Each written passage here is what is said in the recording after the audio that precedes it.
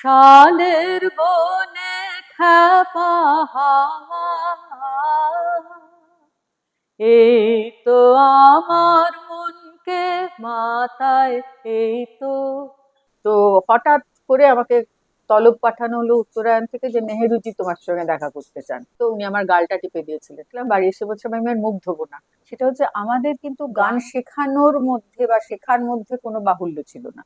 একটু যাই পিছনে ফিরে, যে তোমার ছোটবেলা থেকে যে শান্তিনিকেতন।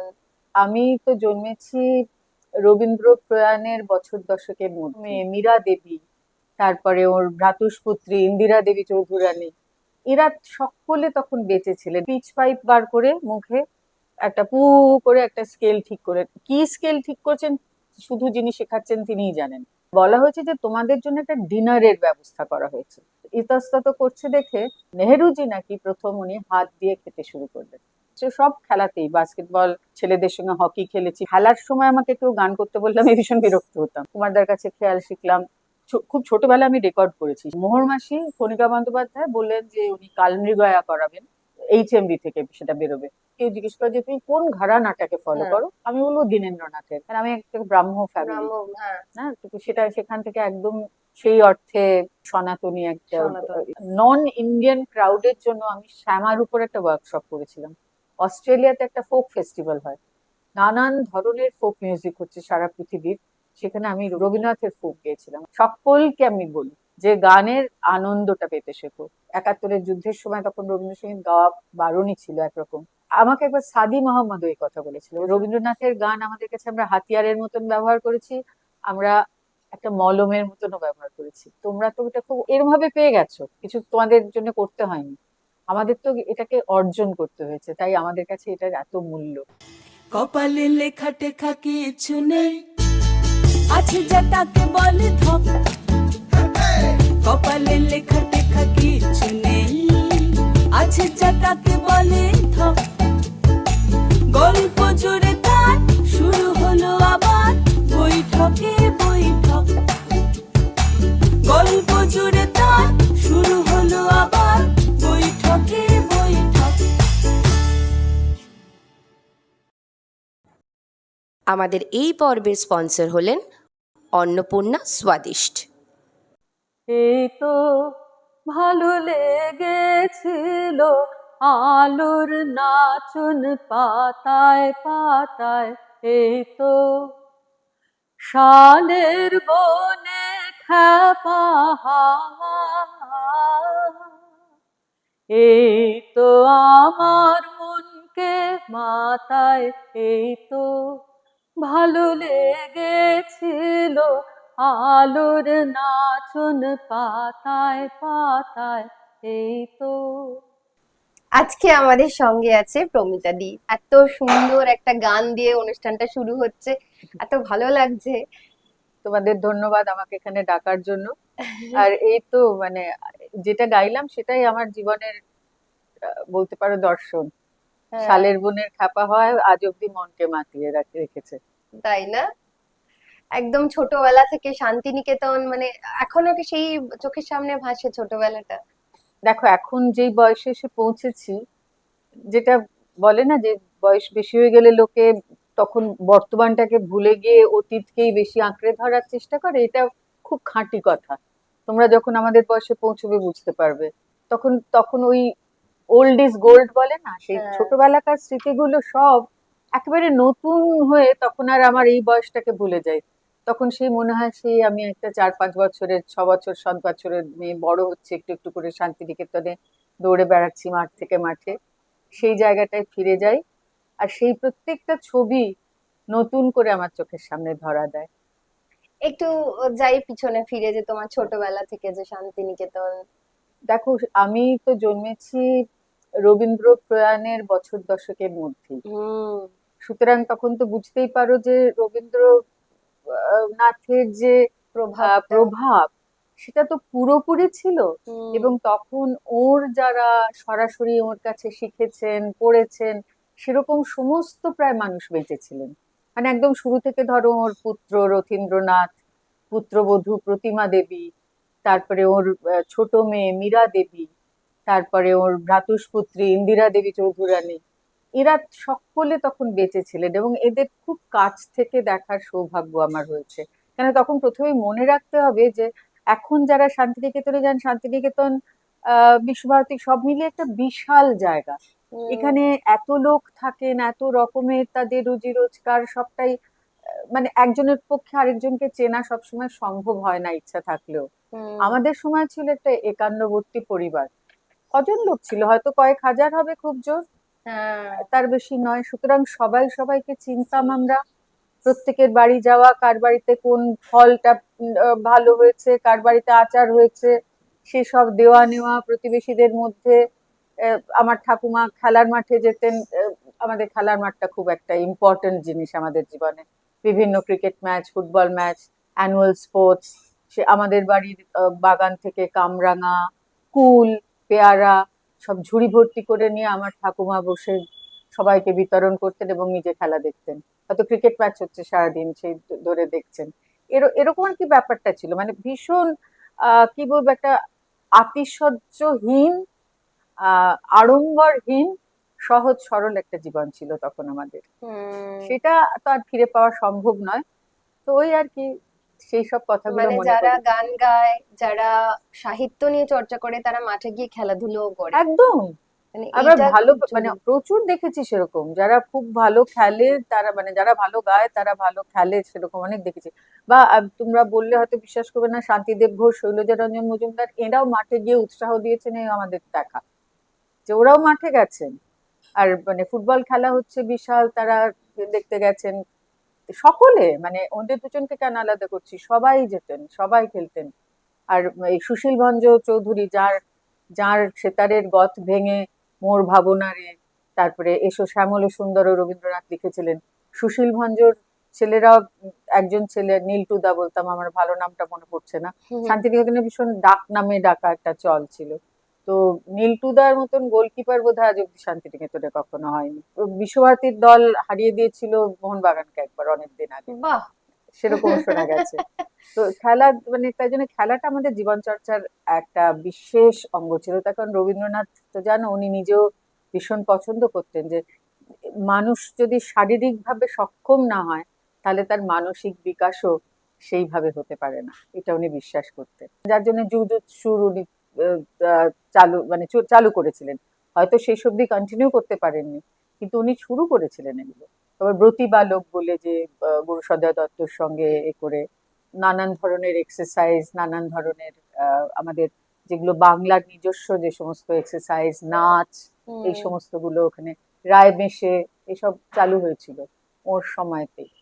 উনি এগুলো খুব, মানে শরীর চর্চা জিনিসটা খুবই পছন্দ করতেন। এটা শান্তিদেব ঘোষের লেখাতেও আমরা বারবার পেয়েছি যে অনেক রকম নাচ ওরা দেশি, আমাদের দেশি নাচের মধ্যে থেকে, যার মধ্যে শরীরেরও অনেক বিভিন্ন অঙ্গ চালনা হবে, সেসব নাচকে ওরা ইমবাইব করেছিলেন ওদের নৃত্যনাট্য বা অন্যান্য নাচের মধ্যে। মানে যেটা এক কথায় বলা যায় যে শান্তিনিকেতনের শিক্ষাটাকে ইংরেজিতে যেটাকে বলা হয় হলিস্টিক এডুকেশন। হলিস্টিক বলতে আমি মিন করছি সার্বিক, একটা কোনো দিক না, মানে শুধুই গান, শুধুই নাচ, শুধুই পড়াশুনো, ওরম না, একটা সব মিলিয়ে। আমার মনে হয় সেই সময়টা এখন যারা আছে তারা জানে যে তারা কি মিস করে এই মুহূর্তে দাঁড়িয়ে, কারণ একটা খুব ছোট্ট উদাহরণ দিচ্ছি। জওহরলাল নেহেরু তখন হচ্ছেন আমাদের দেশের প্রধানমন্ত্রী, এবং তিনি ওখানকার সমস্ত, সাধারণত প্রধানমন্ত্রীরাই ওখানে চ্যান্সেলর হন, মানে আচার্য। তো সেই সময় সব সময় সমাবর্তন উৎসবটা, কনভোকেশনটা হতো 8ই পৌষের দিন, মানে পৌষ মেলার মধ্যে। আমরা নিজেরা দেখেছি জওহরলাল নেহেরু ওখান থেকে নেমে সোজা পৌষ মেলায় চলে গিয়ে নাগরদোলা চড়ছেন, যে ছবিও আছে, যে নাগরদোলা চড়ছেন। আমার তো মনে আছে যে একবার নেমে আমি মেলায় ঘুরছিলাম, হয়তো উনি আমার গালটা টিপে দিয়েছিলেন। আমি এত উৎসাহিত হয়েছিলাম, বাড়ি এসে বলছিলাম আমি আর মুখ ধোবো না। তো এই প্রসঙ্গে একটা মজার গল্প বলি, জওহরলাল নেহেরুর সঙ্গেই বলে এটা বলছি। তখন 1962 সাল, চীনের সঙ্গে যুদ্ধ, ভারতবর্ষের খুব খারাপ অবস্থা হয়েছিল সেই যুদ্ধে। তো তখন নেহেরুজি বলেছিলেন যে একটা সার্কুলার এসেছিল যে যেভাবে পারো তোমরা সাহায্য করো, আমাদের ডিফেন্স ফান্ড যেটা, সেই ডিফেন্স ফান্ডে যে যেরকম পারো জিনিস দিয়ে টাকা দিয়ে যেরকম ভাবে পারো সাহায্য করো। তো তাতে আমাদের বাড়িতে প্রচুর খাকি উল এসেছিল। আমার মা ভীষণ ভালো বুনতেন, উল আর কি নেট করতেন খুব ভালো। আর মা মুহূর্তের মধ্যে বুনে ফেলতেন, মানে মা এক সপ্তাহের মধ্যে একটা বড় সোয়েটার, তার সাথে 2-3 জোড়া মোজা এরকম বুনে ফেলতে পারতেন আর কি। বাহ। তো মা তো পটাপট করে বুনছেন, আর আমি একটা স্কার্ফ বুনবো ঠিক করে একটা শুরু করলাম সরু, সেটা মোটা হয়ে গেল, আবার শুরু হয়ে গেল, কিছুতেই আর তাকে লাইনে আনতে পারিনি। তখন মানে ঘর ডিসগাস্টেড পড়ে যাচ্ছে, ঘর সমানে ঘর পড়ে যাচ্ছে, কোথা থেকে তুলছি জানি না, সেটা কিছুতেই সোজা স্কার্ফ হচ্ছে না, সেটা একটা অদ্ভুত বাঁকা একটা জিনিস তৈরি হয়ে যাচ্ছে। যাই হোক, তো সেই সময় একদিন ওরকম একটা কোনো সভায়, ঠিক মনে পড়ছে না সভাটা কি, সম্ভবত আম্রকুঞ্জে হয়েছিল, সেখানে সকলে এরকম কেউ টাকা দিচ্ছিলেন, কেউ বিভিন্ন জিনিস দিচ্ছিলেন। তো আমার মা হাত থেকে 4 গাছা সোনার চুড়ি খুলে তাতে দিয়েছিলেন ডিফেন্স ফান্ডে। তো ওইটা তখন আমি তো অল্প বয়স, তো ওইটা দেখে আমার মনে হয়েছিল এটা তো মা একটা দারুণ জিনিস করলেন। তো আমি তো, আমার হাতে দেবার মতো কিছু ছিল না, তো ওটা একেবারেই পছন্দ হয়নি। আমি বাড়ি গিয়ে আমার ঠাকুমার কাছে কমপ্লেন করলাম যে মা তো সোনার চুড়ি দিয়ে দিলেন, আমি কি দেবো এবারে। সারাদিন ধরেই খুঁতখুত করছি যে আমার কিছু দেওয়া হলো না, আমার কিছু দেওয়া হলো না। তো আমার ঠাকুমা বোধহয় আমার হাত থেকে নিস্তার পাওয়ার জন্য বললেন যে কেন, তোমার তো ওই ছোটবেলাকার একটা বড় রূপোর বাটি আছে, দুধ খাওয়ার যে বাটিটা, ওটা তো তুমি খাও না দুধ, ওটা তো পড়ে রয়েছে, ওটাতে একটা সুন্দর মোটা ভারী বাটির উপর ওটা দিয়ে দাও না, ওটা তো ভালো একটা তোমার ডিফেন্স ফান্ডে দেবার জিনিস হবে। এবারে আমি সেটা তো ভীষণ খুশি হলাম সেটা শুনে, তক্ষুনি সেটাকে বারটার করে আমার বাবার কাছে দিয়ে দিলাম, বললাম তুমি এটা দিয়ে দেবে সুধীরঞ্জন দাসকে। সুধীরঞ্জন দাস নিজে ব্রহ্মচর্যাশ্রমের এক্স স্টুডেন্ট, সুপ্রিম কোর্টের চিফ জাস্টিস ছিলেন, আর আমি যে সময়কার কথা বলছি সেই সময় উনি বিশ্বভারতীর ভাইস চ্যান্সেলর ছিলেন, উপাচার্য। তো বাবা গিয়ে সুধী দাদুকে দিলেন, দিয়ে বললেন এটা মণি পাঠিয়েছে, এটা ওর মুখে ভাতের বাটি, ওর কিছু আর দেবার নেই বলে এটাও দিয়েছে। তো সুধী দাদু নেহরুজিকে বলেছেন যে রণজিতের মেয়ে, সে এই তার মুখে ভাতের বাটিটা দিতে চেয়েছে ডিফেন্স ফান্ডে, কারণ তার আর কিছু দেবার নেই বলে। তো এটাতে উনি খুব খুশি হয়েছিলেন শুনে। খুশি হয়ে উনি বলেছিলেন যে তাহলে একটু ওকে যদি দেখতে পেতাম বেশ ভালো হতো, সে একটু আলাপ করবো। আর তখন আমার অবস্থা বোঝো, আমি না জানি হিন্দি না জানি ইংরেজি। তো হঠাৎ করে আমাকে তলব পাঠানো হলো উত্তরায়ণ থেকে যে নেহেরুজি তোমার সঙ্গে দেখা করতে চান। তো আমি তো ভয়ানক খুশি খুশি সেটা শুনে, কিন্তু এদিকে ভয় যে আমি কি ভাষায় কথা বলবো। তো মা তো আমাকে সুন্দর করে সাজিয়ে টাজিয়ে, সাজানো মানে দুটো বিনুনি করা, আর তখন খুব ঠান্ডা, একটা এখনো মনে আছে সাদার উপর অরেঞ্জ এরকম গোল গোল এরকম বল বল মতন পোলকা ডটস দেয় একটা আমার ফ্রক ছিল, তখন আমাদের ভীষণ কম জামা কাপড় ছিল তখনকার যুগে, তার উপর একটা কালো কার্ডিগান পরিয়ে দিলেন। তো আমার মনে হলো খুব একটা বেশি সাজা হয়নি। আমি সেটাকে আরো সুন্দর করব বলে মেলা থেকে কেনা 2 আনার সাদা রঙের প্লাস্টিকের কানে টেপা দুল আর হাতে দুটো প্লাস্টিকের চুড়ি পরে দিলাম মাকে, না বলে, না মা ওগুলো খুলিয়ে দেবেন জানতে পারলে। তো করে আমি সেই হাঁসের মতন পাখা তোলা একটা বিরাট স্টুডিবেকার গাড়ি মনে আছে, তাতে ভাসতে ভাসতে নিজেকে যে কি মনে হচ্ছে, সিন্ডারেলা না কে মানে কোথাকার রাজকন্যা জানি না, কেন ওই গাড়িতে চড়িও নি আগে কখনো। তাতে করে গেলাম উত্তরায়ণে। তারপরে নেহেরুজির সঙ্গে কি কথা হয়েছিল আমার একটুও মনে নেই, নিশ্চয়ই আমি শুধু হেসেছিলাম, কেন উনি কি বলেছিলেন হয়তো, মানে উনি একটু একটু হয়তো বাংলা বলেছিলেন, আমার একেবারে মনে নেই, কিন্তু উনি আমাকে একেবারে গলা জড়িয়ে ধরে হাতে বাটিটা নিয়ে ছবি তুলেছিলেন আমার সঙ্গে, সেটা কিন্তু এখনো আছে। তাই? হ্যাঁ, বাহ, তো সেটা একটা আমার খুব মানে বিশাল বড় একটা মানে স্মৃতি এটা। বিশাল স্মৃতি। এবং উনি মনে মানে উনি চিনতেন সবাইকে, ফার্স্ট নামে মনে রাখতেন। আরেকটা গল্প শুনেছি আমার স্বামীর কাছে, উনিও পড়তেন পাঠভবনে, হস্টেলে থাকতেন। তো ওরা একবার বাল্মীকি প্রতিভা করছেন, তখন ছোট, ওরাও ছোট, মানে তখন হয়তো 12-13 বছর, খুব জোর 11-12 বছর এরকম। তো বলা হয়েছে ওদের যে রাত্রির বেলা ওই বাল্মীকি প্রতিভাটা হবে উত্তরায়ণে, এবং দেখানো হবে মেলার সময়তে, পৌষ মেলার সময়তে। সেইখানে উপস্থিত থাকবেন জওহরলাল নেহেরু, ইন্দিরা গান্ধী, রাজীব গান্ধী, সঞ্জয় গান্ধী, এরা সবাই থাকবেন। ওরা তখন ছোট ছোট, মানে রাজীব গান্ধী টান্ধীরা আবার হাজবেন্ডেরই বয়সী আর কি ওরা। তো ওরা সব থাকবে। আর বলা হয়েছে যে তোমাদের জন্য একটা ডিনারের ব্যবস্থা করা হয়েছে। আর তখনকার হস্টেলের ছেলেরা ভয়ানক খারাপ খাবার পেত বেচারারা। হুম। হ্যাঁ, ওদের খাবার নিয়ে বরাবরের একটা ভয়ানক সমস্যা ছিল এবং কমপ্লেনও ছিল যে ভালো খাবার সবই একরকম খেতে মতন এরকম। যাই হোক, তো ভালো খাবার শুনে তো প্রত্যেকেরই খুব মানে নাটকের থেকেও আর কি ইন্টারেস্ট খাবারের প্রতি। পরেরটা বেশি ইন্টারেস্ট। তো এইখানে যেটা একটা শিক্ষণীয় জিনিস, ওদের বলে দেওয়া হয়েছে যে তোমরা কিন্তু কেউ দৌড়ে গিয়ে খেতে বসে যাবে না। হুম। হ্যাঁ, মানে ছোট বাচ্চারা তো খাবারটা দিলেও এক এক ঝাঁকে হয়তো এসে লাফিয়ে পড়লো, সবাই ধাক্কাধাক্কি করে বসে খেতে শুরু করলো। তোমরা আস্তে আস্তে যাবে, যখন ওরা খেতে শুরু করবেন তখন তোমরা করবে, মানে তাদের এটিকেট সম্বন্ধে যাবতীয় সম্যক জ্ঞান দেওয়া যায়, বড়রা সব দিয়ে দিলেন। তো তারা সেটা অক্ষরে অক্ষরে পালন করলো। এইবারে মুশকিল হলো, সব তো কাঁটা চামচ দেওয়া হয়েছে, এরা তো কেউ কাঁটা চামচে খেতে জানে না। ইতস্তত করছে দেখে নেহেরুজি নাকি প্রথম উনি হাত দিয়ে খেতে শুরু করলেন। এটা আমি আমার হাজবেন্ডের কাছেই শুনেছি গল্পটা, যে যাতে ওরা সবাই হাত দিয়ে খেতে আর কারুর কোনো সংকোচ না হয়। তো এইগুলো শিক্ষণীয় জিনিস, যে উনি ছোটদের যে তাদের মানসিক এটা বুঝে, তাদের অসুবিধাটা বুঝে, যে উনি হয়তো কোনোদিনই হাত দিয়ে খেতেন না, কিন্তু ওরা যাতে ঠিক করে খেতে পারে উনি সেটা শুরু করলেন আর কি। এই গল্পটা শুনেছি আর কি ওর কাছে। কি সুন্দর তো সুন্দর গল্প, মানে মন ভরে যাচ্ছে গল্পগুলো শুনে। এই এক্সপিরিয়েন্স গুলো তো আমি জানি না, মানে এখন তো যুগটাই পুরো বদলে গেছে এবং হ্যাঁ, ওপরতলা নিচতলা এখন হয়ে গেছে, কেউ হ্যাঁ, কারোর সাথে। দেখো একটু কিছু করার নেই, তার কারণ এখন কি যিনি চ্যান্সেলর হন, যিনি আচার্য হন, তার সিকিউরিটির জন্য এত ব্যবস্থা এখন করতে হয়। তিনি চাইলেও তিনি যেই হন, তাকে তার সিকিউরিটি অফিসাররা সহজভাবে মিশতে দেবে না কারোর সঙ্গে। ইন্দিরা গান্ধীও তো, সে তো বেশি দিন আগেকার কথা না, নিজে পায়ে হেঁটে সিকিউরিটিকে না বলে নিজে যেই হস্টেলে ছিলেন সেখানে দেখতে চলে গেছিলেন কোন ঘরে ছিলেন। খোঁজ খোঁজ সবাই মানে চিন্তা করছে কোথায়, তারপরে দেখা গেল উনি কাউকে না বলে নিজে হস্টেলে চলে গেছেন যেখানে ছোটবেলায় ছিলেন। এই জিনিসগুলো খুব তখন কমন ছিল।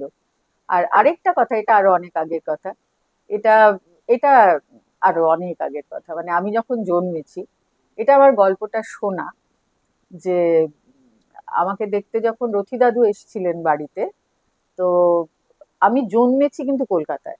মানে আচ্ছা। আমার মা শান্তিনিকেতনে তখন সব ব্যবস্থা ভালো ছিল না বলে ওই দিন সাতেকের জন্য কলকাতায় আসা হয়েছিল। মানে আমি জন্মানোর পরে আবার তখনই ফিরে যাওয়া হয়েছিল, আচ্ছা। মানে জাস্ট জন্মটা কিন্তু কলকাতা, আচ্ছা। কিন্তু মানে থাকা বড় হওয়া সবটাই শান্তিনিকেতন। তো তখন আমাকে দেখতে এসেছেন রথি দাদু, তো দেখে বলেছেন বাহ, ভালোই হলো, আমাদের দ্বিতীয়া চিত্রাঙ্গদার অভাব মিটে গেল, বলেছিলেন নাকি আমাকে দেখে। তো দ্বিতীয়া চিত্রাঙ্গদা মানে আমরা যাকে আর কি সুরূপা চিত্রাঙ্গদা বলি, আসলে দ্বিতীয়া চিত্রাঙ্গদা, ওর কথা বলে দ্বিতীয়া চিত্রাঙ্গদা নিয়ে আমাদের আর অভাব থাকলো না।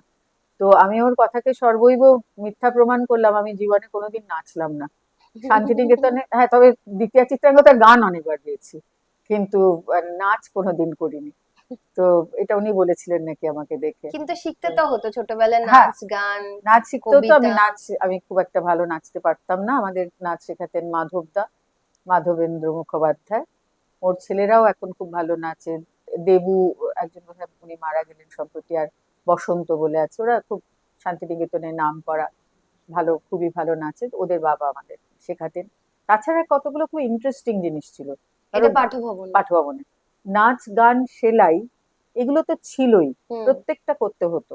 মানে যা সেলাইতে আমি আমি সেলাই সব অর্ধেক ভুলে গেছি এখন, কিন্তু বাটিক বাঁধনি এগুলো কিন্তু পরিষ্কার মনে আছে, হুম। এগুলো যেগুলো শিখেছিলাম।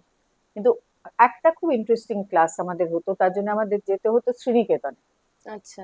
একটা সপ্তাহে একবার করে গাড়ি আসতো, আমরা পাউরুটি বাস বলতাম সেটাকে, দূর থেকে একটা লোফ অফ ব্রেড মনে হতো। তো সেই পাউরুটি বাসে চড়ে আমরা যেতাম শ্রীনিকেতনে।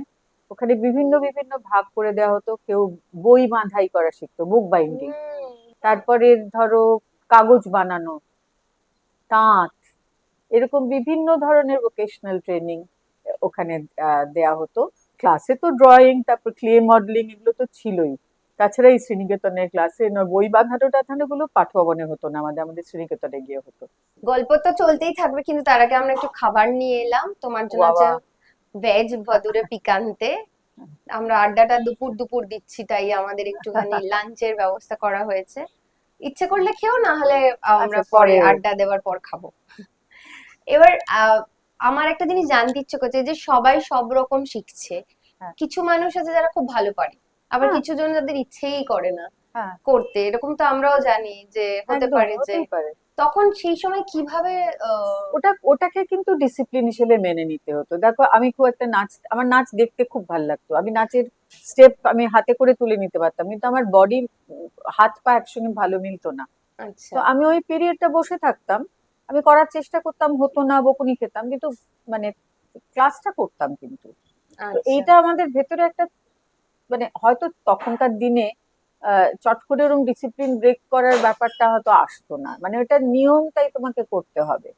তো একটা পিরিয়ড ভাল লাগছে না, আবার ধরো ধরো গানের ক্লাসে ধরো আমি ছোটবেলা থেকে মোটামুটি স্বচ্ছন্দ ছিলাম, হুম। সবাই তো ছিল না, সবার গান গলায়। গাইতে ভালো লাগতো ছোটবেলা হ্যাঁ, থেকে? গান গাইতে, গানটা আমি প্রথম শিখেছি আমার কাকুনের কাছে, আমার কাকা আচ্ছা বিশ্বজিৎ রায়। উনি পরে উনি বিশ্বভারতীর পরে উনি মস্কোতে ছিলেন বেশ কিছু বছর, তারপরে কলকাতায় এসে অমৃতবাজারে উনি এডিটর ছিলেন, এবং দেশে লিখতেন, রিভিউ করতেন। আর উনি সঙ্গীত ভবনের স্নাতক ছিলেন, মানে শান্তিদেব ঘোষ, শৈলজা রঞ্জন মজুমদার দুজনের কাছেই গান শিখেছেন। তো কাকুন, আমাদের বাড়িতে একটা অর্গান ছিল, সবাই প্রায় অর্গান বাজাতে পারতেন, বাবা কাকা সবাই। তো আমাকে কাকুন অর্গানে বসে গান করাতেন। হ্যাঁ, তো মানে অনেক ছোটবেলা থেকে তো নিশ্চয়ই গান শিখছো। হ্যাঁ, একদম আনন্দ পাঠশালা যখন ভর্তি হয়েছে, মানে যেটা নার্সারি, আচ্ছা তখন 3 সাড়ে 3 বছর বয়স, তখন তুমি আমাদের পিতা তোমায় হাত জোর করে সবাই মিলে লাইন করে দাঁড়িয়ে হ্যাঁ, প্রার্থনা, গানটার কিছুই মানে বুঝতাম না, কিন্তু ওই একসঙ্গে গান করার একটা অভ্যেস তৈরি হয়ে গেছিল। তারপরে আমার এখনো মনে আছে, যখন পাঠভবনে ক্লাস 2 তে ভর্তি হলাম, তখন আহ আমার পথে পথে পাথর ছড়ানো, এই গানটা শিখেছিলাম, আরো কি কি শিখেছিলাম সব মনে নেই। তো ছোট, আমার যেটা মানে সবচেয়ে বেশি মনে পড়ে, যে ছোটবেলায় আমাদের গান শেখাতেন মঞ্জু মাসি, মঞ্জু বন্দ্যোপাধ্যায়, আর আরতি বসু, যাকে কুট্টু মাসি বলতাম। ওরা ছোটবেলায় আমাদের দুজনে গান শিখেছেন। যেটা খুব সবার, মানে শুনলে হয়তো অবাক লাগবে, সেটা হচ্ছে আমাদের কিন্তু গান শেখানোর মধ্যে বা শেখার মধ্যে কোনো বাহুল্য ছিল না, ছোটবেলায় বলছি। ধরো আমরা একটা গাছের তলায় বসে গানের ক্লাস করছি, তো সেখানে একটা পিচ পাইপ বার করে মুখে একটা পু করে একটা স্কেল ঠিক করে, কি স্কেল ঠিক করছেন শুধু যিনি শেখাচ্ছেন তিনিই জানেন, আমরা কিন্তু জানতাম না। কিন্তু ওই সা আর পাটা কিন্তু কানে বসে যেত, যে যেই সাটা উনি বাজাচ্ছেন পিচ পাইপে, সেই সা থেকেই আমি যে গানটা ধরবো, ওটা কিন্তু উনি বলে দেননি আমাদের যে এটা সা, এরপর রে, এরপর গা, এইভাবে কিন্তু নোট বলে দেননি মানে কোনোদিন। স্বরলিপিটা কিছুই না, আমরা নিজেরাও ধরো এখন যেভাবে শেখাই স্বরলিপিটা ফলো করি, তখন সেভাবে করা হতো না। ওরা যেভাবে জানতেন স্বরলিপি সম্মতই সেটা নিশ্চয়ই সেইভাবেই শেখাতেন, এবং বারবার করে এক একটা লাইন, দুটো লাইন করে গাইতেন, আমরা সঙ্গে। ও আরেকটাও, ওই যে পিচ পাইপটা বেজে থেমে গেল, আমি স্কুলের কথা বলছি, পরে না হয় এসরাজ টেসরাজ অনেক প্রোগ্রামের সময় বেজেছে, তানপুরা বাজানো হয়েছে, সেগুলো পরের কথা, আমি স্কুলের কথা বলছি। তখন ওই পিচ পাইপে যে সাপাটা ঠিক হলো, আমি এতখানি বয়স হয়েছে, এখন হয়তো আর পারবো না, আমি বহুদিন অবধি আমার যদি একবার কানে একটা সাপা ঢুকে যেত, আমার গলা কিন্তু নড়তো না কোনোদিন সুর ওই থেকে, স্কেল থেকে। স্কেল থেকে নড়তো না কোনোদিন। আরেকটা হচ্ছে যে হাতে তাল দিয়ে, মানে ধরো দাদরা কাহার বা ছেড়ে দাও, মানে এক হ্যাঁ, দুই একটা তিন গান, চার, হ্যাঁ হ্যাঁ হ্যাঁ, না হ্যাঁ, মানে তা হ্যাঁ, বলছি ঠিক না, আছে মানে ঠিক আছে। বলছি ধরো, মানে তাল। কথার কথা বলছি, যে হুম। তাল যে ধরো বলছে, কবে আমি বাহির হলে তোমারই গান গে, সে তো আজকে নয়, সে আজকে নয়। এটা যে তেওড়া, এই নামটা কিন্তু জানতাম না, নামটা পরে জেনেছি ওটা তেওড়া। এটা জাস্ট যে হাতে 7 মাত্রার তাল তাল, দিয়ে দিয়ে। হাতে তাল দিয়ে কিন্তু এই ঝোঁকটা ঢুকে গেছে। আমার সঙ্গে যারা মিউজিশিয়ানরা বাজায়, ওরা বলে, দিদি আপনার আপনার লয় আর ছন্দ একটা ভেতর থেকে আসে, কিছু করার যায় না। ঘড়ির কাঁটা যেরকম চলে, কাঁটা মানে সেকেন্ডে সেকেন্ডে তো সে চলে, টিক রিদমে টিক চলে। টিক টিক, ওই টিক টিকটা মাথায় ঢুকে গেছে। সেটা ওই টিক টিকটা কিন্তু তুমি দাদরাই বাজাও, কাহারবাই বাজাও, তেওড়া বাজাও, ত্রিতাল বাজাও, একতাল বাজাও, ওই টিক টিকটা কিন্তু থাকেই। মেট্রোনোম যদি চালিয়ে দেখো, আমরা যখন গান রেকর্ড করি বা স্পিড গুলো গানের লয়গুলো ঠিক করি। আমরা মেট্রোনোমটা চালিয়ে দেখে নিই যে কোন লয় করলে গানটা ভালো হবে। তো মেট্রোনোমে তো টিক টিকটাই শুধু বাজে, এক একটা মাত্রা। হুম। সেইটা মাথায় ঢুকে গেছিল একদম। প্রথম যখন মানে শিখলাম, মানে ভয় হতে তব অভয় মাঝে নূতন জনম গায়ে।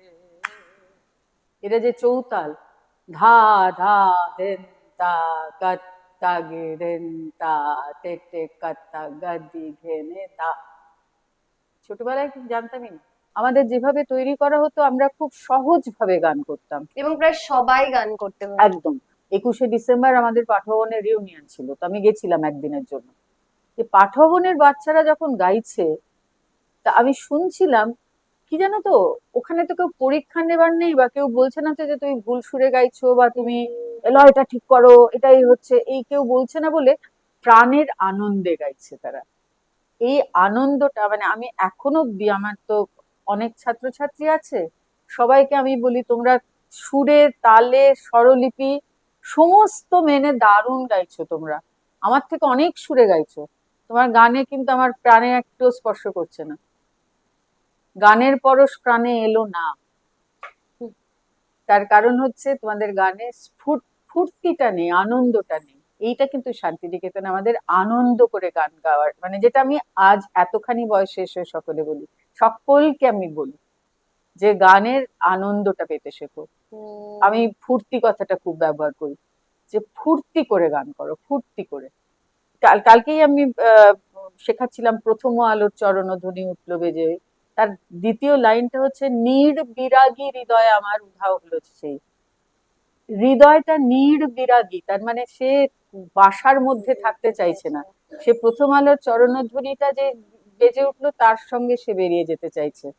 এই যে এই ফিলিংটা, এটা অবশ্যই একটা ক্লাস 2-3 বাচ্চার পক্ষে বোঝা সম্ভব নয়, তখন যেভাবে শিক্ষক শেখাবেন সেভাবেই করতে হবে। কিন্তু একটু বড় হলে, যার জন্য আমাদেরও সবসময় উচিত, যেটা আমি করে থাকি, একটু গানগুলো পড়ে তার ভেতরে ঢুকবার চেষ্টা করতে হয়। সেটা করতে পারলে তাহলে গানের ছবিটাকে আঁকা যায়। গানটা তো একটা ছবি, সুরে আর কথায় ছবি আঁকা। আমার কথা এখানে বড় কথা না, শান্তিনিকেতনের শিক্ষার কথাই এখানে বড় কথা। তো ওই জন্য আরেকটা জিনিস, ছোটবেলা থেকে এই যে সাহিত্য সভায় গান করা, অনুষ্ঠানে গান করা, সবাই মিলে এক দল বেঁধে রেডিও প্রোগ্রামে গান করা। একবার রেডিও প্রোগ্রামে গান করতে নিয়ে গেছে, আমার মনে হলো যে সবাই মিলে আমরা 20 জন গাইছি, তাহলে তো আমাদের গলা শোনা যাবে না। তখন আমি আমার একজন বন্ধুকে বললাম, আমরা একটা কাজ করি, অন্যরা যেরম যেরম জোরে গাইছে আমরা তার থেকে আরো ডাবল জোরে গান করি, করে আমরা দুজনে এমন চিৎকার করে গান শুরু করেছি, রেকর্ডিং থামিয়ে দিয়ে আমাদের বলা হলো যে এ কি করছো তোমরা, বললো না আমাদের গলা শোনা যায় যাতে, বলছে না আমাদের গলা এমনি শোনা যাবে। আমার গানের থেকে খেলাধুলোর দিকে বেশি ভালো লাগতো। আমি যে খুব ভালো খেলতাম সে কথাটা নয়, কিন্তু আমি ভীষণ খেলতে কি ভালোবাসি। ভালো লাগতো খেলতে? সব। আচ্ছা। শুনলে অবাক হবে, মানে আমি ক্রিকেটটা অসম্ভব পছন্দ করতাম, এখনো করি। খেলতে? একেবারেই ভালো খেলতাম না। আচ্ছা, এই কিন্তু পাড়ার খেলতে? পাড়ার পাড়ার ক্রিকেট খেলেছি, ওটাকে যদি খেলা বলো। আচ্ছা, হ্যাঁ, বেশ। তো প্রথম বলেই আউট হয়ে যেতাম, সেটা কিছু না, কিন্তু খুব ভালো লাগতো, এবং ক্রিকেটের নিয়ম কানুন খুব জানতাম। আচ্ছা। এবং বাবা ভারতবর্ষের পাশ করা আম্পায়ার ছিলেন। হ্যাঁ। হ্যাঁ, তো বাবা আবার বলতেন যে টেস্ট ম্যাচের টিকিট তাহলেই আমি জোগাড় করব যদি আমি যেগুলো কুইজ দেবো ক্রিকেটের সেই নিয়মগুলো যদি বলতে পারো। সেরকমও হয়েছে আমাদের 1-2 বার, যে বাবা যা যা জিজ্ঞেস করেছেন উত্তর দিতে পারবো, তবে আসতে পারবো কলকাতায় খেলা দেখতে। তো এটারও একটা মজার, মানে এটা কেউ জানে না আমার এই দিকটা। তো যেহেতু ক্রিকেটে খুব ইন্টারেস্ট, আমি সবসময় সব খেলা দেখেছি, যতদিন অবধি মাঠে যেতে পেরেছি গেছি, এখন আর পারি না যেতে। একবার উইমেন্স ক্রিকেট টিম এসছে, এমসিসি টিম, ইংল্যান্ডের। তো তখন আমাকে কুমকুম দেব বলে, ও ক্রিকেট অ্যাসোসিয়েশন বেঙ্গলের মানে মেয়েদের উইংটার সঙ্গে খুব জড়িত ছিল, তো আমাকে বললো যে তুমি ইংলিশ টিমটার লোকাল ম্যানেজার হবে।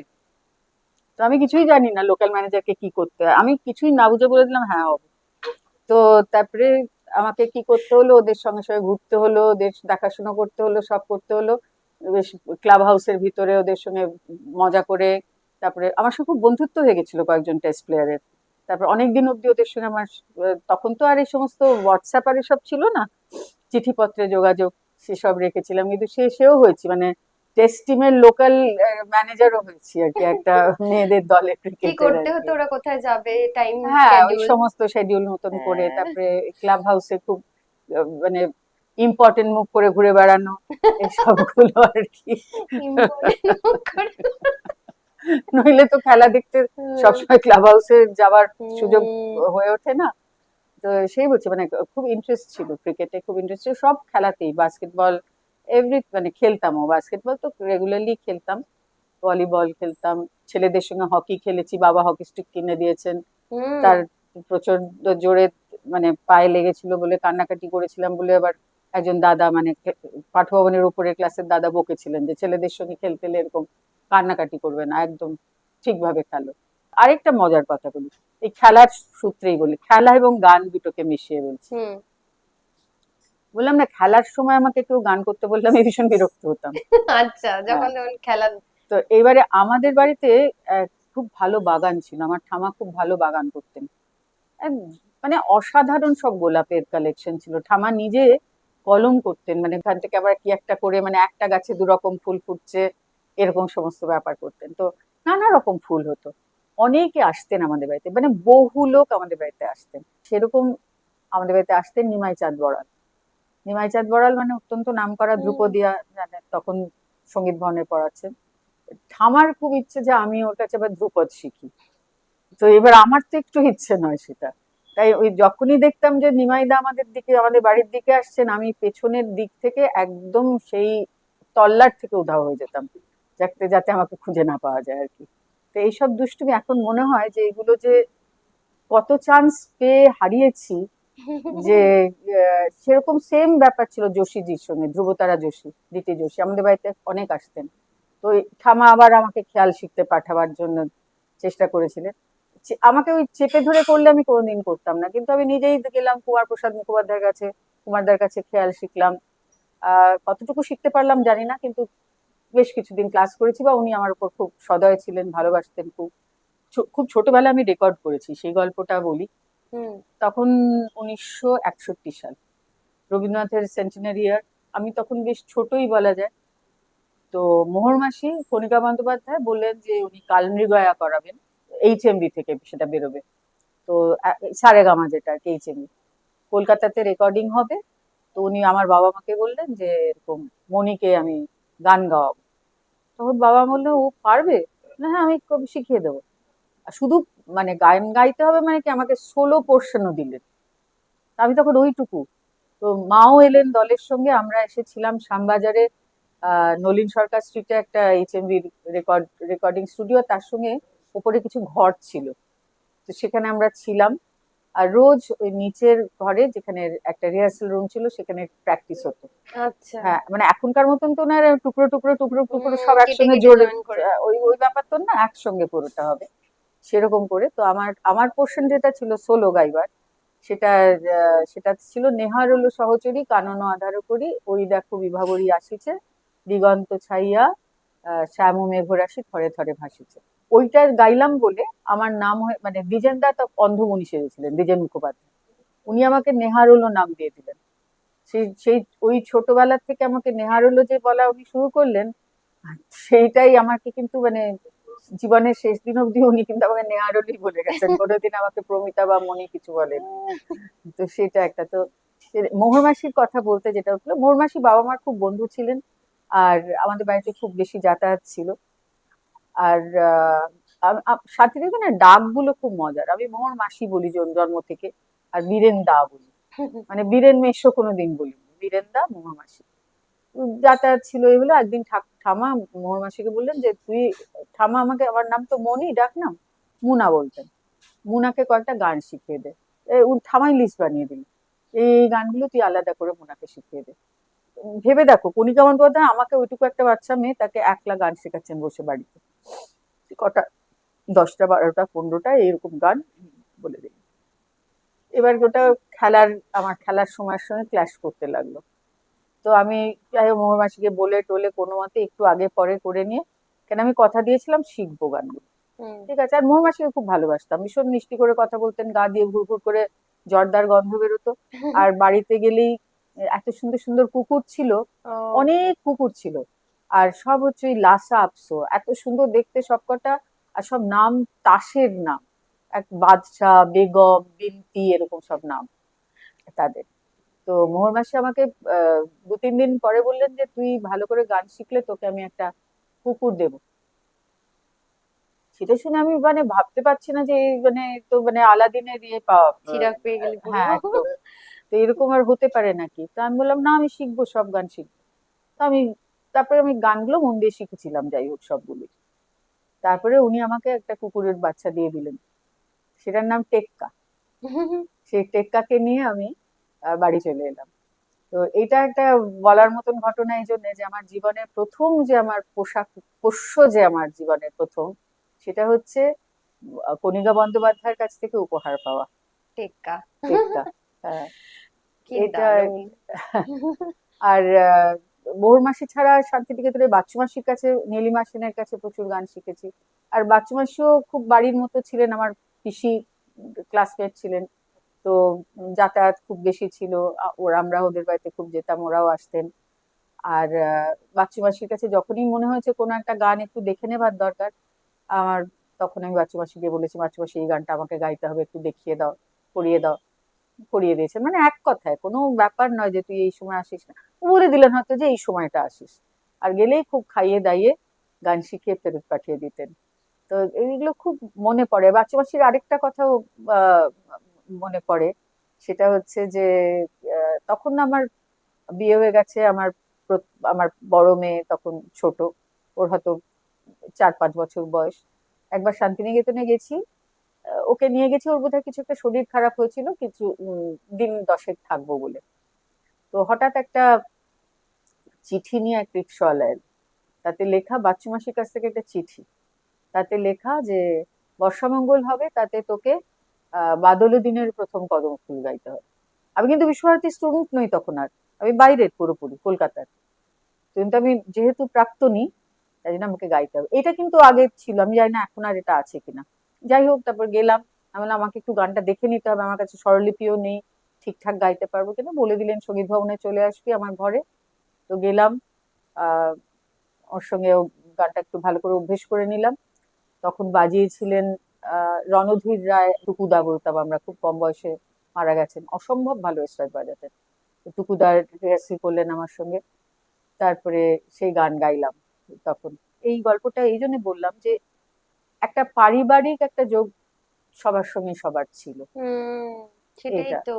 মানে ধরো নন্দলাল বসুর বাড়িতে গেছি, উনি গল্প করছেন বসে বসে, আমি কিন্তু একটা অটোগ্রাফ খাতা, আমার ঠামা বলেছেন নিয়ে যাও, অটোগ্রাফ নেবে একটা। তো উনি আমাকে জিজ্ঞেস করছেন তুমি কি খেলে আজকে, কি দিয়ে ভাত দিয়ে কি খেলে, আমি গল্প করছি মাছ খেলাম, এই খেলাম তাই খেলাম।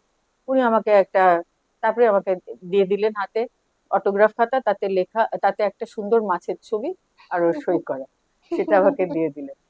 তারপরে এরম ধরনের আর কি। ক্ষিতিমোহন সেন ধরো, ওর 2 নাতি আমার সঙ্গে পড়তো, শান্ত আর শিব। শিব মারা গেছে। শান্ত আর শিব আমার একদম আনন্দ পাঠশালার বন্ধু। তো ওরা একবার ওদের বাড়িতে গেছি।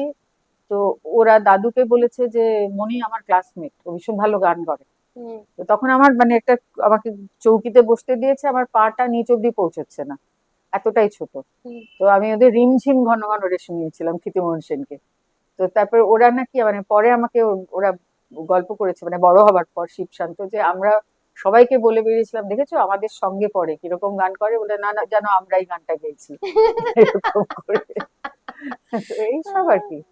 তো একটা গান শুনবো, অনেকক্ষণ ধরে গানের কথা শুনছি, একটা যদি ছোট্ট করে 2 লাইন। আচ্ছা, আমি একটা গান করছি, এটা শান্তিদেব ঘোষের কাছে শেখা। এটা একটু অন্যরকম সুর, কিন্তু স্বরলিপিতে এই সুরটা এখনো বেরোয়নি, কিন্তু আমরা সঙ্গীত ভবনে এই সুরটা শিখেছি, তাই আমি 2 লাইন করছি।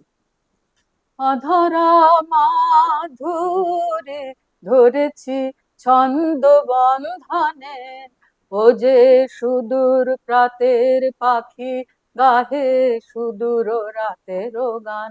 অধরা মাধুরে ধরেছি ছন্দ বন্ধনে, বিগত বসন্তে অশোক রক্ত রাগে ওর রঙিন পাখা, তারে ঝরা ফুলের গন্ধ ওর অন্তরে ঢাকা, অধরা মাধুরে ধরেছি ছন্দ বন্ধনে।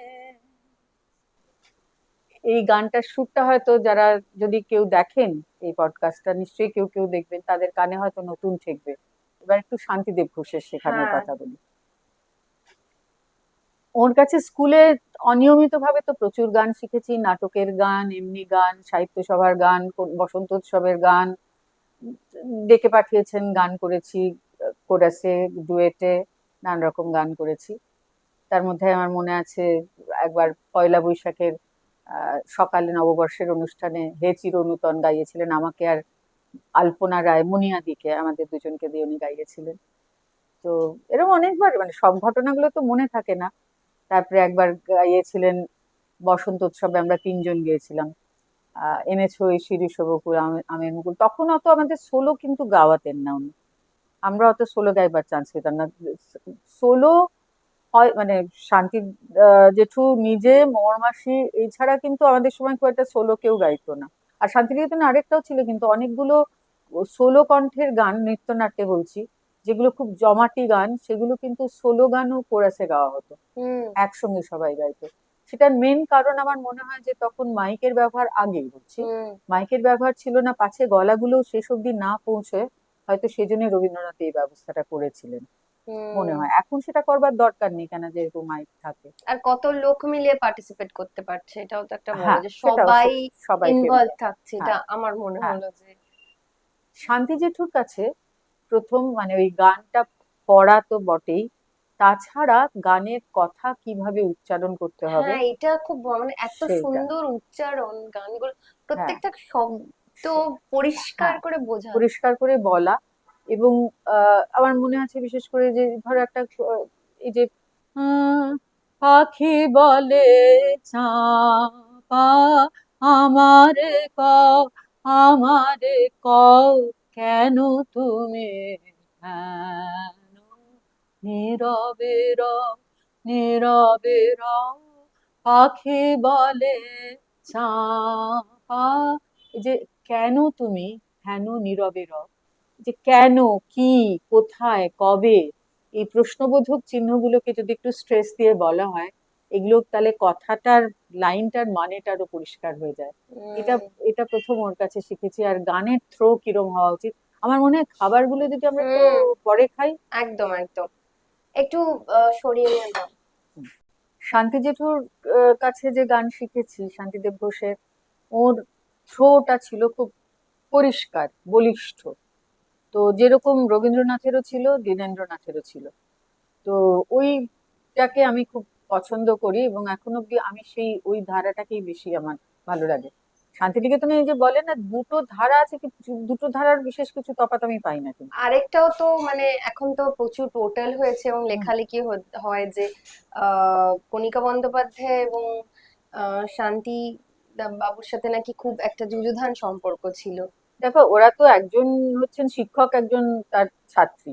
আচ্ছা। হ্যাঁ, দুজনেই ছোটবেলা থেকে শান্তিনিকেতনে জন্মাবধি শান্তিনিকেতনে, দুজনেই রবীন্দ্রনাথের কাছে গান শিখেছেন। হ্যাঁ। দুজনের গাইবার ধরন তো, ধরো যদি বাড়িতে, একটা বাড়িতে দুজনে গান করলে দুজনের গানের স্টাইলটা তো দুরকম হতেই পারে, কিন্তু বেসিক স্টাইলে খুব একটা তফাৎ আছে বলে, মোহর মাসির গলাতে যেরকম অলংকরণটা খুব বেশি, সফটার গলার এটা, শান্তি দেব ঘোষের গলাটা বলিষ্ঠ।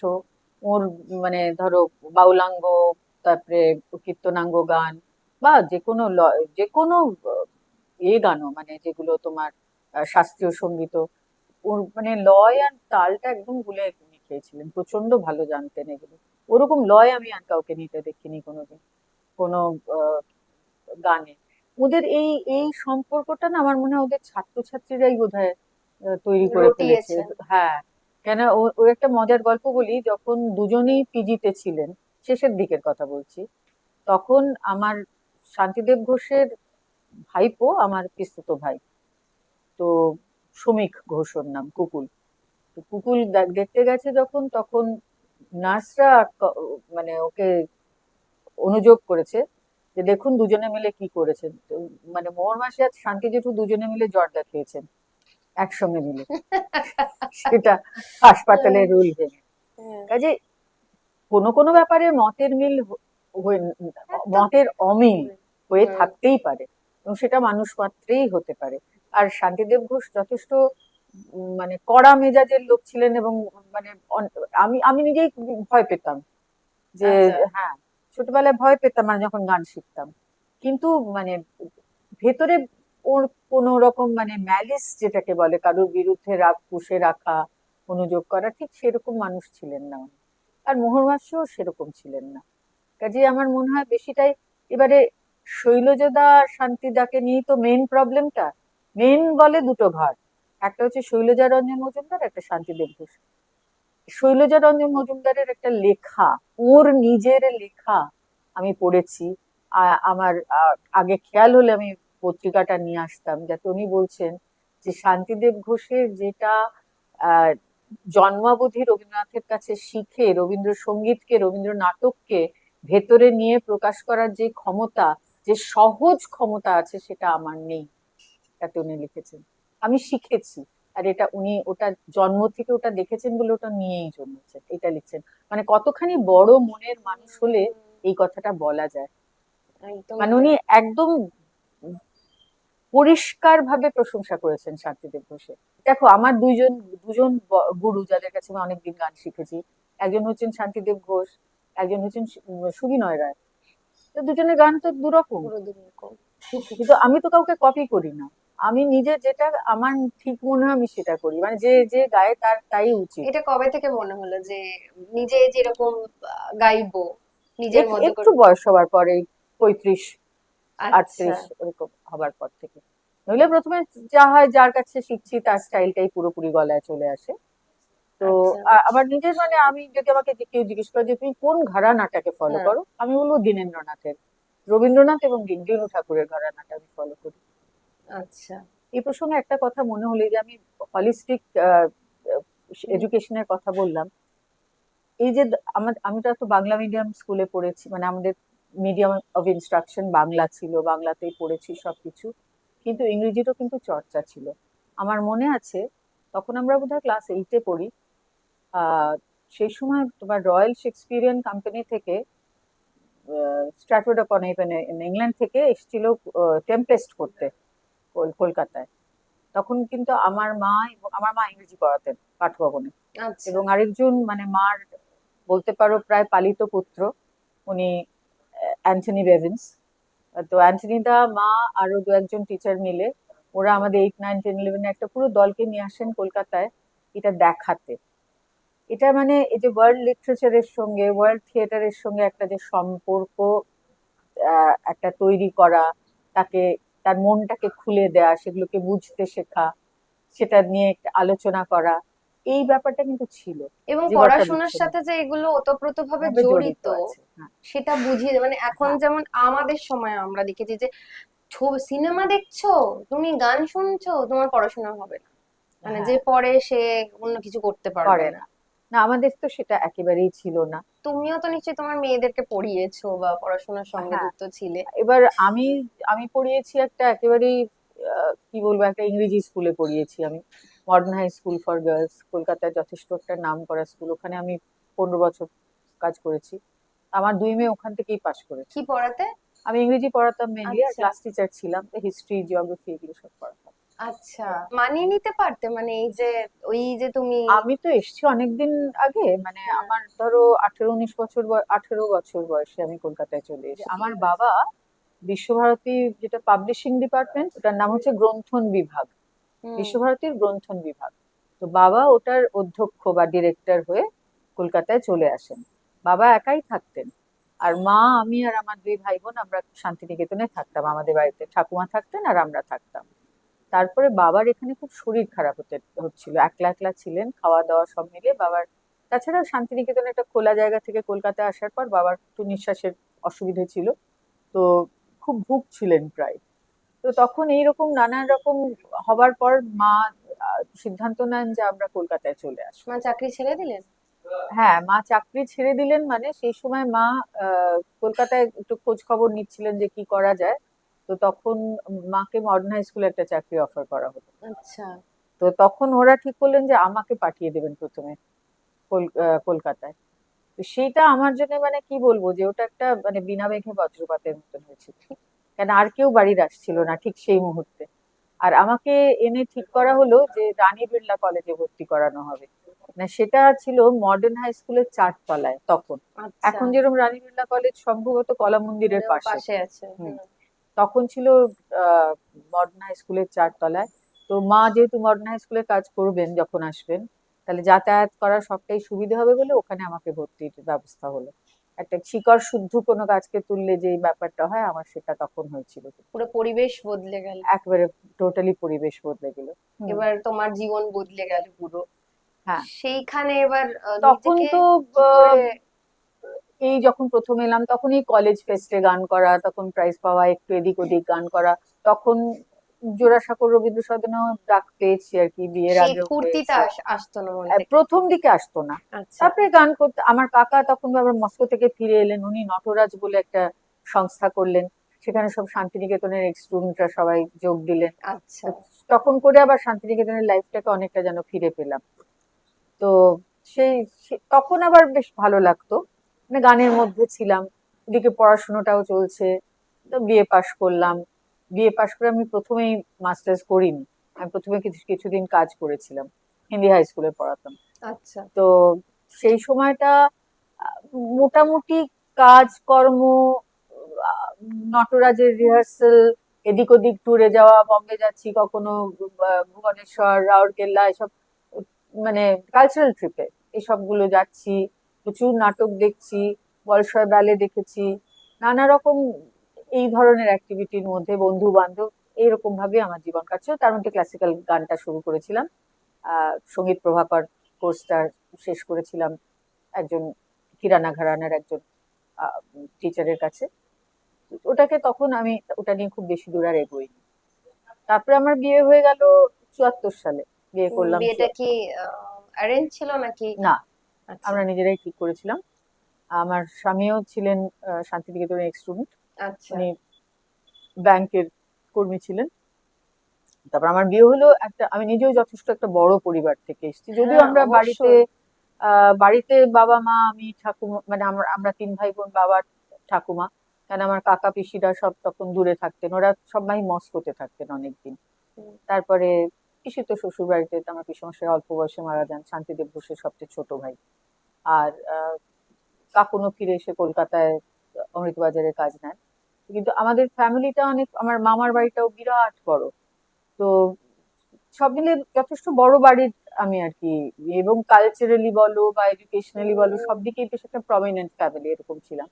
আর এসে যখন আমার প্রথম বিয়ে করে যখন গেলাম, দেখলাম প্রায় 250 লোক থাকে বাড়িতে। হুম।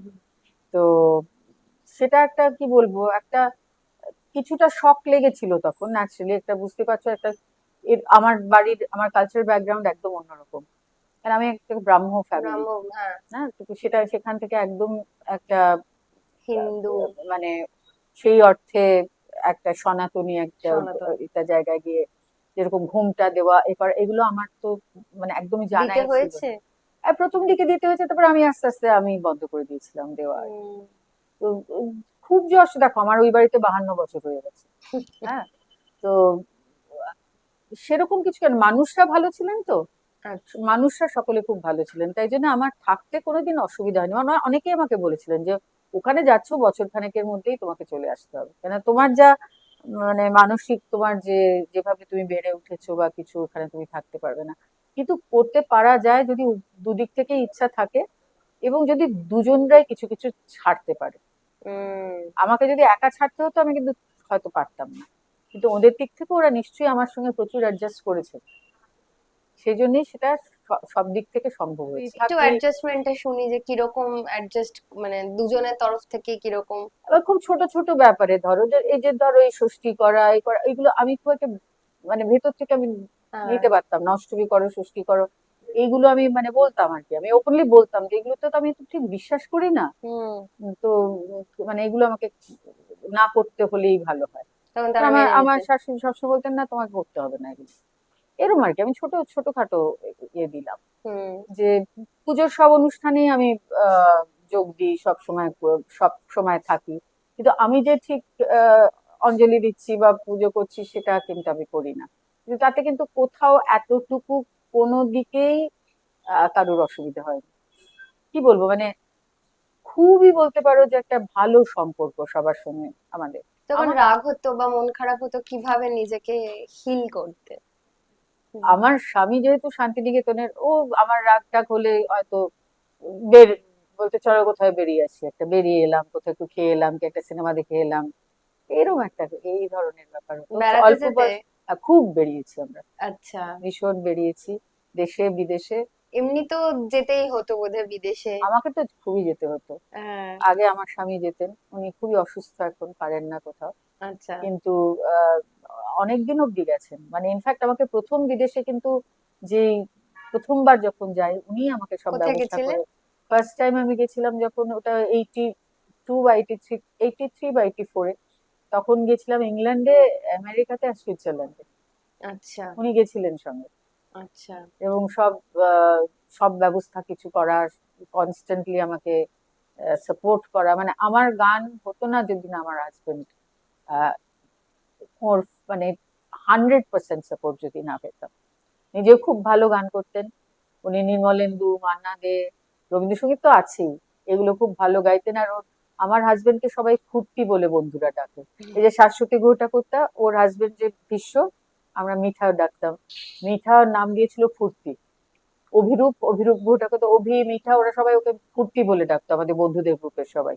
অনেকেই এখন ওর এত অসুস্থতাটা মেনে নিতে পারে না আর কি, যে হ্যাঁ। এত এত হই হই করা লোকটা নিজের তবলা বাজিয়ে গান করতে পারতো আর কি। ভীষণ হই হই করতে ভালোবাসতো। তো এই বিদেশে যাওয়ার প্রসঙ্গে বলি, বিদেশে যখন গেলাম প্রথমবার, একেবারেই নতুন এক্সপিরিয়েন্স। বাঙালিদের জন্য গান করা ঠিক আছে, সেটা তো সারা পৃথিবীতে গেয়েছি, কিন্তু আমি অনেক অনুষ্ঠান করেছি যেটা সবাই হয়তো করে না। যেরকম আমি একেবারে টোটালি নন ইন্ডিয়ান ক্রাউডের জন্য আমি শ্যামার উপর একটা ওয়ার্কশপ করেছিলাম। হুম। শ্যামা নৃত্যনাট্যটা কি, মানে তাতে ধরো আমাকে নৃত্যনাট্য ব্যাপারটা কি সেটা বোঝাতে হয়েছিল, শ্যামার গল্পটা বোঝাতে হয়েছিল। শ্যামার গল্পটা বোঝানোর জন্য আমাকে গান গেয়ে গেয়ে তার ইংরেজিতে মানে বুঝিয়ে বুঝিয়ে পুরোটাকে করতে হয়েছিল, এবং তারপর ওদের কোয়েশ্চেন নিতে হয়েছিল। এটা যা কোথায় করেছিল? এটা করেছিলাম কমনওয়েলথ ইনস্টিটিউট হলে, লন্ডনে। বাপরে। হ্যাঁ, তারপরে মানে এটা আমি একটা উদাহরণ দিলাম। বিভিন্ন ইউনিভার্সিটিতে আমি অনুষ্ঠান করেছি, ইংল্যান্ডে, তারপরে তোমার ইউএসএ তে, বিভিন্ন ইউনিভার্সিটিতে করেছি। তারপর তো স্টুডেন্টও হয়েছে নিশ্চয়। স্টুডেন্ট হয়েছে একটি মেয়ে, সে অবশ্য এখন নিউ ইয়র্কে, সে শিখ ভজনের উপরে, মানে এখন ও ও নিজেই পড়াচ্ছে নিউ ইয়র্ক ইউনিভার্সিটিতে।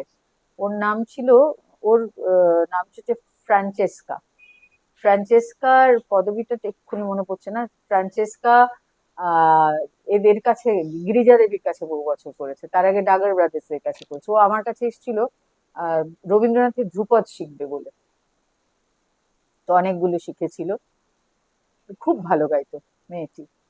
আর তারপরে যারা ধরো ওই দেশে জন্মেছে, বাঙালি, কিন্তু তারা বাংলা লিখতে পড়তে জানে না, সেরকম তো অনেকেই শিখেছে। তার মধ্যে একজন পরে আমার মানে একটি ছোট্ট থেকে, মানে 6-7 বছর বয়স থেকে একজনকে শিখিয়েছি, ঋষি ব্যানার্জি বলে। কিন্তু আমার কোলে বসে, মানে তখন ফ্রামিটা এরকম বলতাম, আমাকে ফ্রামিটা মাল্লিক এরকম করে বলতো।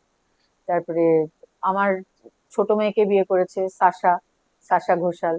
ও যখন আমার কাছে প্রথম আসে, 23 বছরের একটা বাচ্চা ছেলে, তারও আগে কানাডায় আমাকে গান শোনাতে এসেছিল, গান শোনাবো তাই। বেশি অনেকেই ওরকম গান শোনাতে আসতো, তো যে তারা কিরম গায় বা জানতাম না। তারপর গান শুনে আমি তো দেখলাম যে একটু অন্যরকম গায়।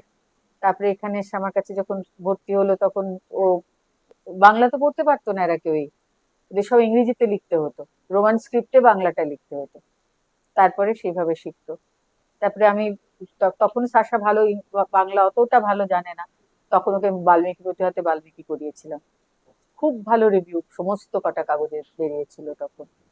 তো এদের তো করিয়েছি। তাছাড়া আমি বাংলা মানে রবীন্দ্রনাথের গানের উপরে প্রজেক্ট করেছি প্রচুর বিদেশিদের সঙ্গে। একটা তার মধ্যে বলি, এমন কিছু জায়গায় আমি করেছি, অনুষ্ঠান করেছি বিদেশিদের সঙ্গে, যেখানে কম রবীন্দ্রসঙ্গীতের সবাই গেছেন কিনা সেটাই আমি জানি না, মানে যে খুব স্ক্যান্ডিনেভিয়াতে খুব বেশি, মানে বাঙালিদের ছাড়া বলছি, বাঙালিদের বাইরে যারা অভারতীয় সেরম মানুষদের সঙ্গে কাজ করেছি। ধরো এস্তোনিয়াতে আমি গান করেছি রবীন্দ্রনাথের গান।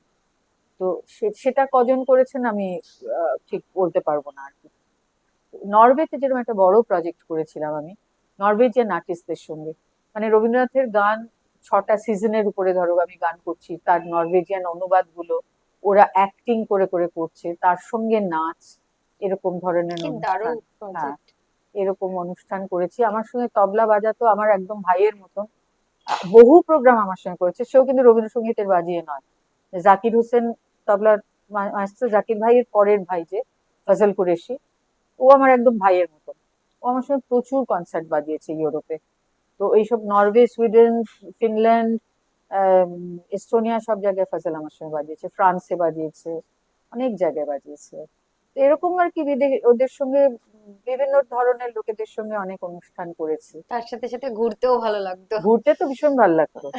একবার সেই শুনলে অবাক হবে, একবার জার্মানিতে হঠাৎ করে, আমি জার্মানিতে যাবার কথা ছিল না, কিন্তু সেঙ্গেন ভিসাটা ছিল।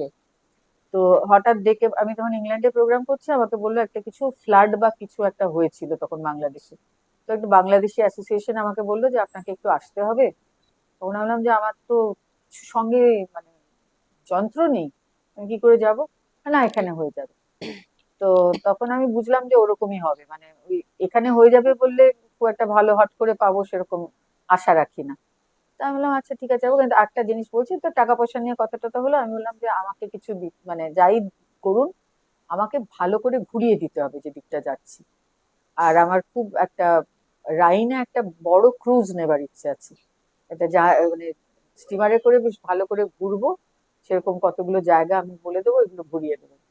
তো বললো ঠিক আছে। তো আমি সেই সেই করে চলে গেলাম জার্মানিতে আর কি। গান তো আছে, গান করবো, ওয়ার্কশপ দেবো, সব করবো, তার সঙ্গে ঘুরবো, লোকের সঙ্গে মিশবো, সেখানকার খাবার খাবো। আরেকটা জায়গায় আমি গান করেছি যেখানে কম লোক রবীন্দ্রসঙ্গীত গেয়েছে, সেটা হচ্ছে অস্ট্রেলিয়াতে একটা ফোক ফেস্টিভ্যাল হয়।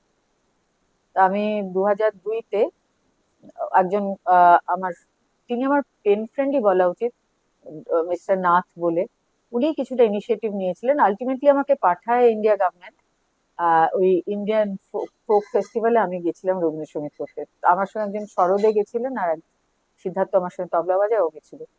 তো ওখানে কিন্তু ধরো প্রায় 10,000 লোক অ্যাটলিস্ট, নানান ধরনের ফোক মিউজিক হচ্ছে সারা পৃথিবীর।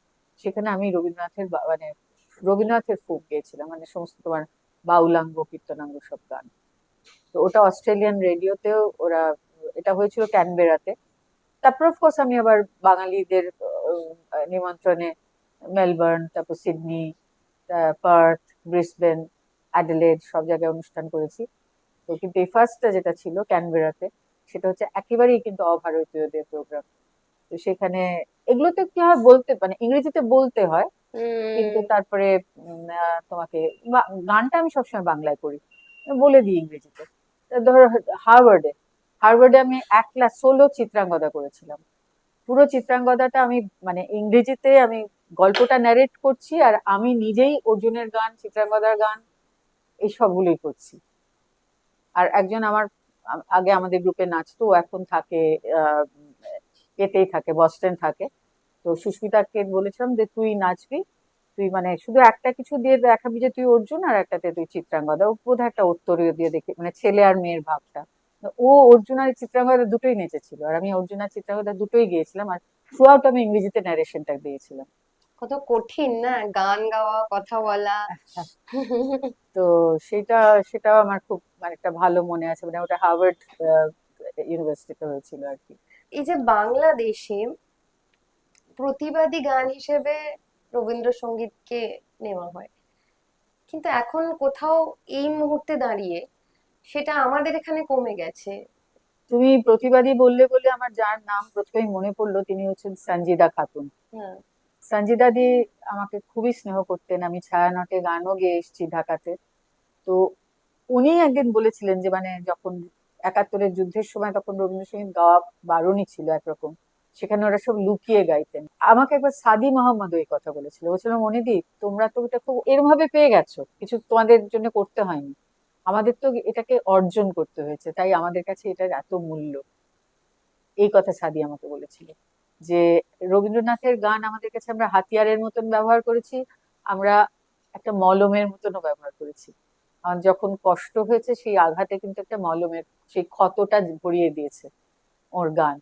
তো ওদের যে একটা অন্য যে সেন্টিমেন্টটা কাজ করেছে বা সঞ্জিদাদির ইনস্টিটিউটে এখনো করে, সেটা এখানে হয়তো আমরা খুব সহজে পেয়ে গেছি বলেই হয়তো আমরা অতটা ঠিক মূল্য দিচ্ছি। উপলব্ধি করতে পারি না। তাও হয়তো আমাদের কিছু কিছু লোকের এখনো অনেক সময় আমরা নিজেদের মনের ভাবটাকে ব্যক্ত করি রবীন্দ্রনাথের কথাতেই অনেক সময়। তো এখন যদি কেউ বলে সুর আগে না কথা আগে, কোনো কোনো ঘটনার পরিপ্রেক্ষিতে কথাটা আগে আসে, তাই না? একদম। খুব ভালো লাগলো তোমার সাথে আড্ডা দিয়ে, মানে মনে হচ্ছে যে আরো আরো গল্প শুনি, মানে শান্তিনিকেতনের গল্প আমার মনে হয় না একটা এপিসোডে শেষ হবে, আরো কয়েকটা এপিসোড চাই। খুব ভালো, মানে দারুণ আড্ডা দিলাম, একটা নতুন নতুন, আমি তো নতুন নতুন তথ্য জানছি, কারণ আমাদের কাছে অনেক তথ্য তোমরা না বললে তো সেগুলো জানতেও পারতাম না। তোমার সাথে ঝটপট একটা রাউন্ড খেলি, ঝটপট আগুনে ঝাঁপ, আমাদের একটা র্যাপিড আচ্ছা। ফায়ার। শুরু করি। প্রিয় ঋতু, বর্ষা না বসন্ত? বসন্ত। এটা দিয়ে কিন্তু বসন্তর একটা গান শুনবো। এসরাজ নাকি পিয়ানো? এসরাজ। ইউরোপের সবচেয়ে পছন্দের দেশ? সুইজারল্যান্ড। শ্যামা না চিত্রাঙ্গদা, কার গান গাইতে বেশি ভালো লাগে? চিত্রাঙ্গদা। আচ্ছা, এবার হচ্ছে একটু খাবার, মানে তুমি তো এত দেশ ঘুরেছো ধরো, তো আলু পোস্ত না পাস্তা? আলু পোস্ত। খুব ভালো লাগলো তোমার সাথে আড্ডা দিয়ে। এবার তোমাকে একটুখানি উপহার দেব, ছোট ছোট কিছু। তোমার জন্য আছে দেজের তরফ থেকে 30% ডিসকাউন্ট ভাউচার, প্রতীক্ষণের তরফ থেকে আছে 30% ডিসকাউন্ট ভাউচার, লাস্ত্রাদা পাবলিকেশনের তরফ থেকে আছে 30% ডিসকাউন্ট ভাউচার, আমার তরফ থেকে আছে একটা 1000 টাকার ভাউচার, ও স্টোর একটা চশমার দোকান এখানেই আছে আচ্ছা। সেলিমপুরে, তার জন্য তোমার জন্য আছে একটা 25% এর ভাউচার, হাটেরি গ্রিলস এর তরফ থেকে আছে 750 একটা ভাউচার, বি বনি সেলন প্রচুর জায়গায় আছে, তার তরফ থেকে আছে একটা 500 টাকার ভাউচার, আর একটা আছে অন্নপূর্ণা স্বাদিষ্টের তরফ থেকে আছে একটা গিফট হ্যাম্পার। যদি তারে নাই চিনি গো, সে কি আমায় নেবে চিনে, এই নব ফাল্গুনে দিনে, জানি নে জানি নে, যদি তারে নাই চিনি গো, সে কি আমার কুড়ির কানে কবে, সে কি আমার কুড়ির কানে কবে, কথা গানে গানে পরাণ তাহার নেবে চিনে, এই নব ফাল্গুনের দিনে, জানি নে, যদি তারে নাই চিনি গো, সে কি। আমাদের এই পর্বের প্রশ্ন হলো আমাদের আজকের অতিথি প্রমিতাদি। তিনি মোহরদির কাছ থেকে একটি কুকুরছানা উপহার পেয়েছিলেন, সেই কুকুরছানাটির নাম কি? প্রমিতাদি মোহরদির কাছ থেকে যে কুকুরছানাটি উপহার পেয়েছিলেন, সেই কুকুরছানাটির তিনি কি নাম রেখেছিলেন? ঝটপট উত্তরটি পাঠিয়ে দিন নিচে দেওয়া মেল আইডিতে। আর আমাদের অনুষ্ঠানটি ভালো লাগলে অবশ্যই শেয়ার করুন, সাবস্ক্রাইব করুন, এবং হ্যাঁ, নিচে দেওয়া হাইপ বাটনটি প্রেস করতে কিন্তু ভুলবেন না। ধন্যবাদ।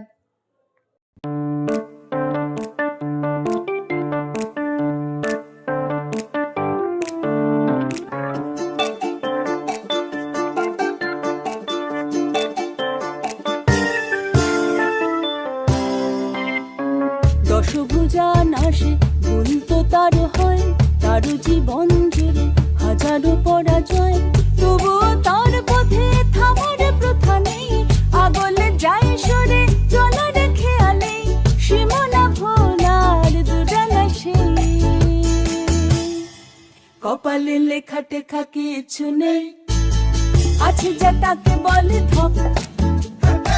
কপালে লেখা